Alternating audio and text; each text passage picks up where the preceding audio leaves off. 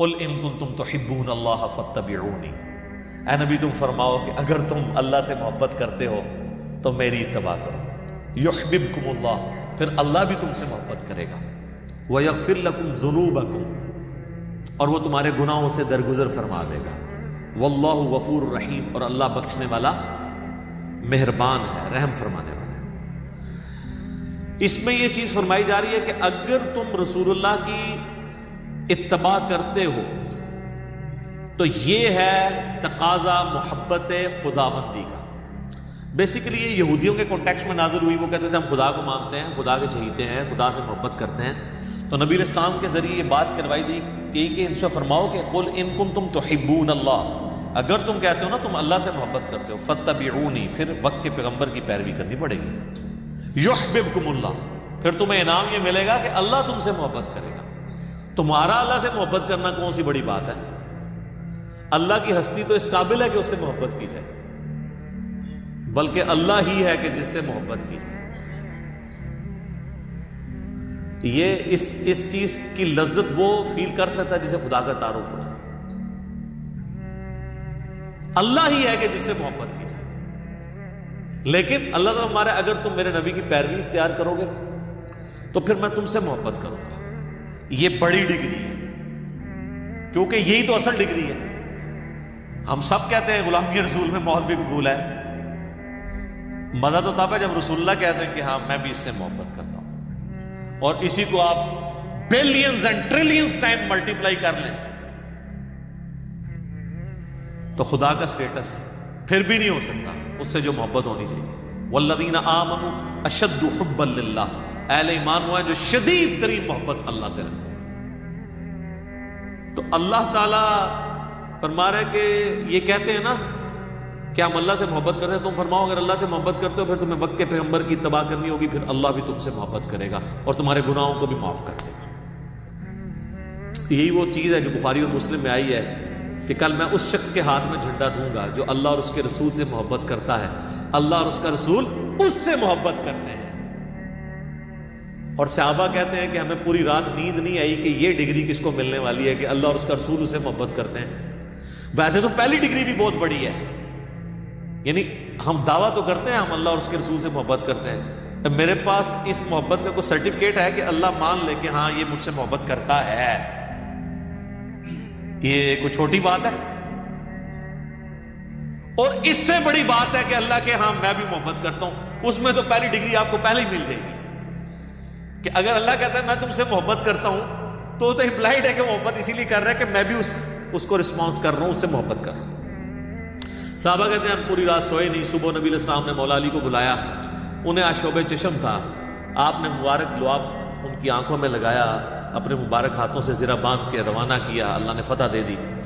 مسلم شریف کے الفاظ ہیں، انٹرنیشنل نمبر کے مطابق 6222 نمبر حدیث ہے۔ حضرت عمر کہتے ہیں مجھے پوری زندگی کبھی خواہش نہیں ہوئی کسی منصب کی سوائے خیبر کے موقع پر کہ یہ کاش جو فضیلت ہے یہ مجھے مل جائے جو علی کو مل گئی۔ تو یہ سب بہت بڑی فضیلت ہے، یہ کوئی سوچ بھی نہیں سکتا۔ تو اللہ تعالیٰ مارا ہے کہ اس کے پیچھے اتباع۔ اچھا اتباع کو سمجھ لیں، اتباع کہتے ہیں محبت کے ساتھ پیروی کرنے کو۔ ایک ورڈ ہے عربی میں اطاعت، حکم ماننا۔ اتباع ہوتی ہے ایک سپرلیٹو ڈگری، حکم ماننا تو اس میں ہے ہی ہے، اتباع یہ ہے کہ بس اس چکر میں رہنا کہ میں جس سے محبت کر رہا ہوں یہ جو کر رہے ہیں میں وہ کرتا جاؤں، یہ بھی نہیں انتظار کروں کہ مجھے حکم کر رہے ہیں، نہیں، اس سے میری اتنا انتہا درجے کی محبت ہو جائے کہ میں اس کی محبت میں سب کچھ کرنا شروع کر دوں۔ اور یہ صحابہ کرام میں خوبی تھی کہ رسول اللہ صلی اللہ علیہ وآلہ وسلم کی پیروی میں وہ اس درجے تک آگے جاتے تھے۔ بخاری میں اوپر تلے 10 احادیث ہیں۔ نافع کہتے ہیں کہ عبداللہ بن عمر اپنے سفر حج میں ان جگہوں پہ کھڑے ہو کر نماز پڑھتے تھے جہاں رسول اللہ کے ساتھ انہوں نے اپنے سفر حج میں پڑھی ہوئی تھی، حتیٰ کہ وہ کہتے ہیں ایک جگہ ایسی آئی کہ ایک جگہ مسجد بنی ہوئی تھی اور پاس ایک برساتی نالا تھا، اس پہ ایک پتھر رکھا ہوا تھا۔ عبداللہ بن عمر نے مسجد میں نماز نہیں پڑھی، اس پتھر پہ پڑھی اور کہا رسول اللہ نے یہاں پہ پڑھی تھی، اس وقت وہ مسجد نہیں تھی۔ مسند احمد میں یہاں تک آتا ہے کہ عبداللہ بن عمر ایک جگہ ایسی رک گئے کہ آپ نے وہاں پہ پیشاب کیا اور کہا رسول اللہ صلی اللہ علیہ وسلم نے یہاں پہ کیا تھا. سر وہ بخاری مسلم کی حدیثیں پڑھے نا، بندے پہ رکت طاری ہو جاتی ہے کہ یار اتنی جگہ عبداللہ بن عمر نے کیسے یاد رکھی ہوئی تھی. اور وہ راوی نے بھی روایت کی ہے کہ پھر ایک ایسا ٹیلا آیا، پھر ایک ایسا برساتی نالا آیا، پھر ایسا پہاڑ آیا. میں یار حیران ہو جاتا ہوں اس حدیث روایت کرنے والے بندے کو. اور عبداللہ بن عمر نے زندگی میں ایک دفعہ حضور کے ساتھ حج کیا ہوا. اور آپ عبداللہ بن عمر سے یہ نہ سمجھیے گا کوئی لمبی سفید داڑھی، نہ. رسول اللہ جب فوت ہوئے نا صلی اللہ علیہ وآلہ وسلم، اس وقت عبداللہ بن عمر کی جو عمر تھی نا وہ تھی آلموسٹ 21-22 سال. غزوہ احد کے موقع پر کہتے ہیں میں بدر میں مجھے پیش کیا گیا تو میں 14 سال کا تھا، حضور نے مجھے جنگ میں نہیں جانے دیا. احد میں 15 کا ہوا تو حضور نے اجازت دی. احد ہوئی ہے 3 ہجری میں، 3 ہجری میں وہ 15 سال کے تھے، تو آلموسٹ 7 سال اور کر لیں، کیونکہ 11 کے شروع میں حضور فوت ہو گئے. تو 15 اور 7 22 سال کیا عمر ہوتی ہے. اور یہ 22 سال اس وقت جب حضور فوت ہو گئے. آج انہوں نے کیا ہے 20-21 سال کی عمر میں ایک ایک چیز یاد رکھی ہوئی ہے. یہ ہے اتباع، محبت پلس اطاعت، اس کو کہتے ہیں اتباع. اس پہ بخاری مسلم میں حدیث نہیں، حضرت عثمان وضو کرتے ہیں اور مسکرانا شروع کر دیتے ہیں. ساتھی پوچھتے ہیں یہ کیا حضرت؟ کہا حضور نے بھی ایک دفعہ اس طرح وضو کیا تھا تو مسکرا پڑے تھے. تو میں نے حضور سے بھی پوچھا تھا آپ کیوں مسکرائے؟ تو پھر آپ نے فرمایا کہ جب کوئی شخص وضو کرتا ہے، چہرہ دھوتا ہے، اس کے چہرے کے گناہ معاف ہوتے ہیں، ہاتھ دھوتا ہے تو ہاتھوں کے گناہ، مسح کرتا ہے تو سر کے گناہ، پاؤں جب دھوتا ہے تو حتیٰ کہ پاؤں کے ناخنوں کے گناہ بھی دھل جاتے ہیں. تو اس پہ حضور خوش ہو رہے تھے کہ یہ فضیلت وضو والے کو ملتی ہے. تو اس پہ نبی علیہ السلام مسکرائے تھے. تو میں بھی حضور علیہ السلام کی اس ادا کو ادا کرتا. یہ ہے، یہ اس کو کہتے ہیں اتباع. یہ وہ چیزیں جو obligatory نہیں ہیں، صرف محبت کے تقاضے ہیں. یعنی ہمیں تو کہیں نہیں کہا گیا کہ وضو کا ایک رکن یہ بھی ہے کہ آپ نے وضو کر کے مسکرانا ہے، لیکن یہ محبت کی فیلڈ ہے. لہذا یہ جو ایکسٹریم رویہ پایا جاتا ہے نا اہل حدیث کے ہاں کہ وہ اس چیز کے اوپر، یا ایون دیوبند کے ہاں بھی، کہ وہ کہتے ہیں جی اصل چیز جو ہے نا وہ نبی علیہ السلام کے حکم کی پیروی ہے، اور وہ اس پہ اتنا زور دیتے ہیں کہ محبت والا ایلیمنٹ وہ بیک فوٹ پہ کر دیتے ہیں. یہ ایکسٹریم رویہ ہے. اس کے اگینسٹ جو بریلوی اور شیعہ صرف محبت کے راگ لاتے رہتے ہیں اور کرتوت انہوں نے کوئی ایک بھی کام پیغمبر والا نہیں کرنا ہوتا، اور وہ کہتے ہیں کہ بس محبت ہوگی تو باقی کسی چیز کی ضرورت ہی نہیں ہے. وہ دوسری ایکسٹریم ہے. اسی لیے اللہ نے لفظ اتباع کا استعمال کیا ہے، محبت پلس اطاعت. سکی محبت نہیں تو سکے صرف گیٹ اپ اڈاپٹ نہیں کرنا. انتہا درجے کی عقیدت میں جس کے آپ کو نمونے نظر آتے ہیں نا، بخاری میں نہیں آتا صلح حدیبیہ کے موقع پر نبی علیہ السلام جب وضو کر رہے ہیں، صحابہ آپ کے وضو کا پانی نہیں نیچے گرنے دے رہے، ٹھیک ہے، اپنے جسم پہ مل رہے ہیں، حتیٰ کہ کسی کو نہیں ملتا وہ دوسرے سے لے کے مل لیتا ہے. اور یہ اس کے علاوہ بھی عام حالت میں بھی ہوتا تھا. جب نبی علیہ السلام کو تشت میں بڑے برتن میں وضو کروایا جاتا تھا، بخاری مسلم میں آتا ہے، تو حضرت بلال کہتے ہیں میں وہ جو پانی نیچے جمع ہوتا تھا نا تو باہر لے کے جب نکلتا تھا تو صحابہ جھپٹ پڑتے تھے اس کو. یہ وہ تقاضے تھے جو محبت کے. لیکن اس طرح کی اب محبت ہماری نصیب میں نہیں ہے کیونکہ رسول اللہ سامنے موجود نہیں ہے. ہمارا تو اب ٹوٹل زور دوسرے والے معاملے میں ہوگا، کیونکہ پھر اس کے ایکسٹریم رویہ ہے کہ لوگ جا کے اب قبر کی مٹی چاٹنا شروع کر دیں، حضور کی قبر پہ سجدے شروع کر دیں، تو وہ کام نہیں. رسول اللہ صلی اللہ علیہ وسلم کی زندگی مبارک جو دنیا گزرنے کے بعد اب ان سے محبت کے تقاضے ذرا ڈیفرنٹ ہیں کیونکہ آپ سامنے موجود نہیں. خیر یہ اس ٹاپک کے اوپر گھنٹوں بولا جا سکتا ہے، یہ تو نہ ختم ہونے والا ٹاپک ہے. اور یہ وہ ٹاپک ہے کہ جس کے اوپر ہمیں بنیادی اختلاف امت کی اکثریت کے ساتھ ہے کہ انہوں نے رسول اللہ کے مقابلے پر ایسی ہستیوں کو کھڑا کیا کہ ان ہستیوں کو پتہ چلے تو ان کے پاؤں کے نیچے سے زمین نکل جائے، کہ ان کی اطاعت کو انہوں نے رسول اللہ کے مقابلے پر واجب قرار دے دیا.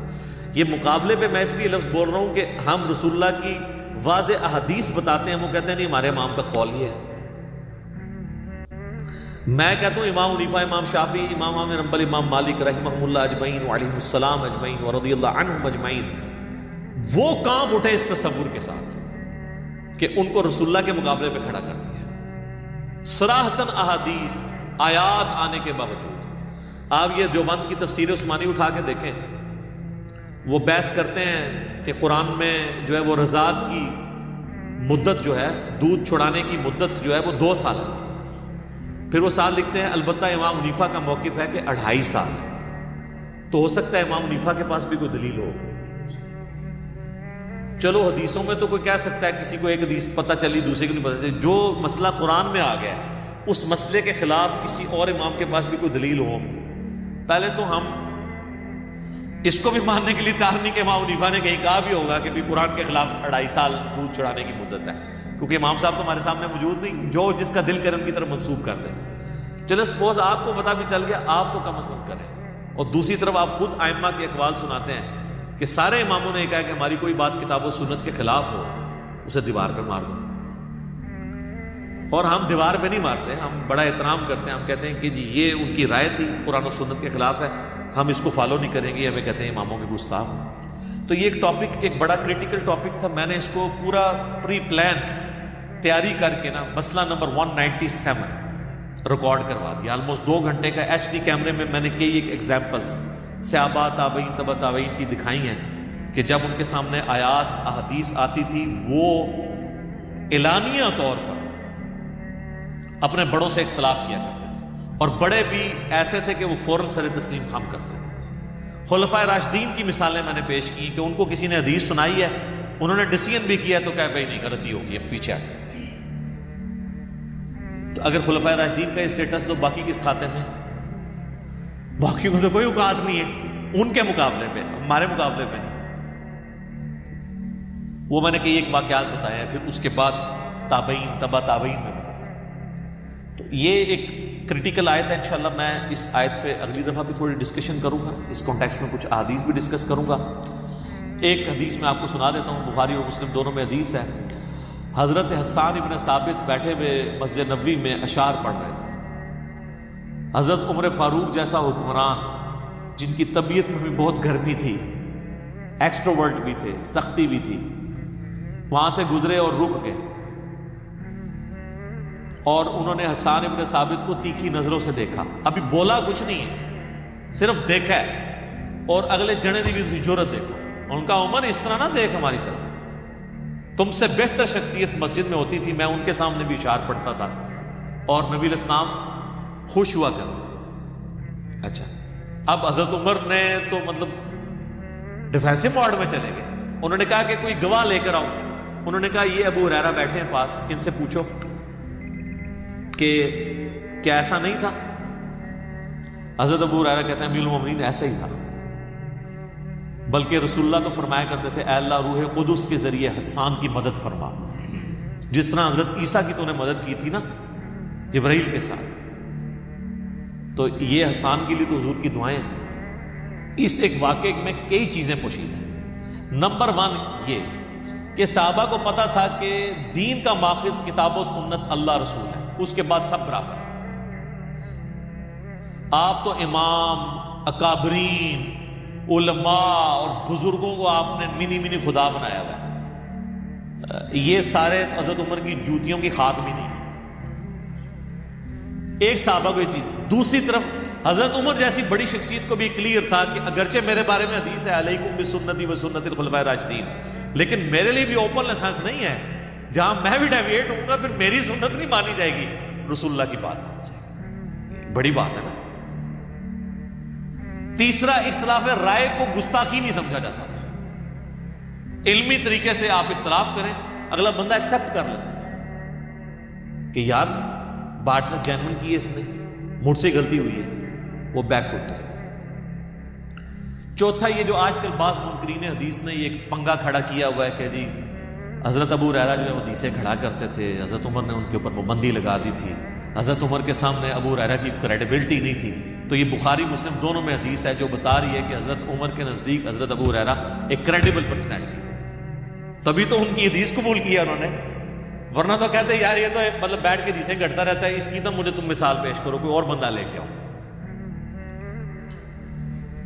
یہ ضرور ہے کہ حضرت ابو ہریرہ رضی اللہ تعالیٰ عنہ اور حضرت عمر کا اختلاف ہو گیا تھا، اور اس میں میری اپنی ذاتی رائے ہے کہ حضرت عمر کی طرف سے زیادتی ہوئی ان کے ساتھ، اور وہ نہیں ہونی چاہیے تھی۔ تو وہ ایک واقعہ اس طرح کا جس کی وجہ سے وہ ان کو جو گورنر بنا کے بھیجا تھا، ان کے وہاں پہ اللہ نے برکت دے دی۔ تو حضرت عمر آپ کو پتا ڈسپلن کے سخت ہیں، انہوں نے کہا کہ تو جب گیا تھا تیرے پاس اتنی بکریاں تھیں، اتنی بکریاں کہاں سے آ گئی ہیں، لگتا ہے خرد برد کی ہے۔ تو وہ پیٹتے رہے کہ بھئی اللہ نے مجھے دی ہیں۔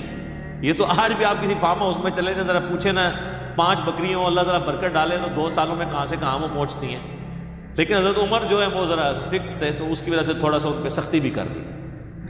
تو وہ بعض اوقات سختی جو ہے نا وہ کسی بیٹر کاز کے لیے کی جا رہی ہوتی ہے، لیکن وہ پھر لوگ اس کو نیگیٹیولی بھی لے لیتے ہیں۔ تو اس طرح کا معاملہ نہیں ہے۔ سیدنا عمر کے نزدیک حضرت ابو ہریرہ ایک کریڈیبل پرسنالٹی تھے، وہ ان کی عزت کرتے تھے، ان کی احادیث کو ایکسیپٹ کیا کرتے تھے، ورنہ تو وہ پھر گواہی کے طور پہ اسے قبول نہ کرتے۔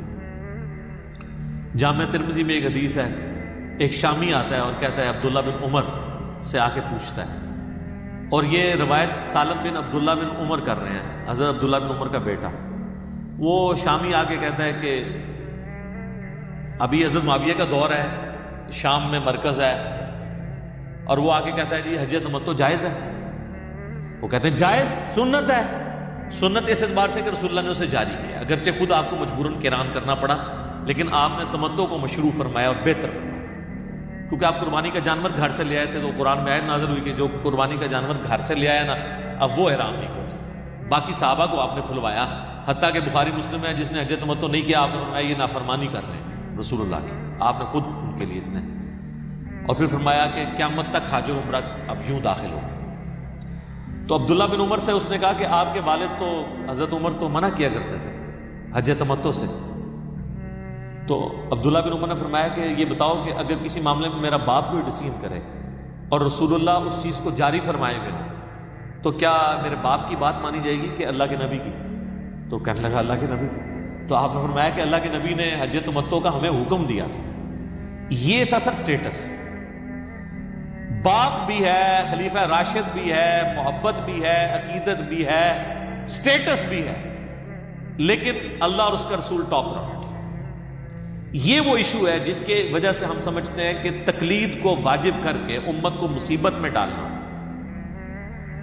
اور ایک ان کے اوپر عذاب مسلط کر دینا، کہ اب امت یہ چوائس کرے کہ ہم نے رسول اللہ کے دین پہ چلنا ہے یا کسی بزرگ بابے کے دین پہ۔ بزرگ بابوں کو آپ ایکسپرٹ اوپینین کے طور پہ لیں، جس طرح آج بھی ہم بڑے بڑے علماء کے ایکسپرٹ اوپینین لیتے ہیں، بس اسی لیول پہ ان کو رہنا، ان کی کلی پیروی، آنکھیں بند کر کے اطاعت کرنا، یہ ان کو اسٹیٹس نہیں دیا جا سکتا۔ اور اس کے کانٹیکسٹ میں اسی آیت کو کوٹ کیا جاتا ہے، قل ان کنتم تحبون اللہ فاتبعونی یحببکم اللہ۔ اور یہ آیت اسپیسیفکلی یہودیوں کے بارے میں نازل ہوئی ہے، لیکن ہمارے بریلوی بھائی میلاد کے جلسوں میں یہ آیت پڑھتے ہیں، لہٰذا ان کی وہ ڈاکٹرین ختم ہوگی کہ جو یہودیوں کے بارے میں آیات ہیں مسلمانوں پہ نہیں آپ فٹ کر سکتے، تو وہ ہمیں ہی سنا رہے ہوتے ہیں۔ تو ہم یہ کہتے ہیں قرآن کی آیات آفاقی ہیں، جسے فٹ اسے گفٹ۔ اس پہ میرا مسئلہ وہ نمبر 154 بھی ریکارڈڈ ہے۔ سبحانک اللہم و بحمدک اشہد ان لا الہ الا انت استغفرک و اتوب الیک وما علینا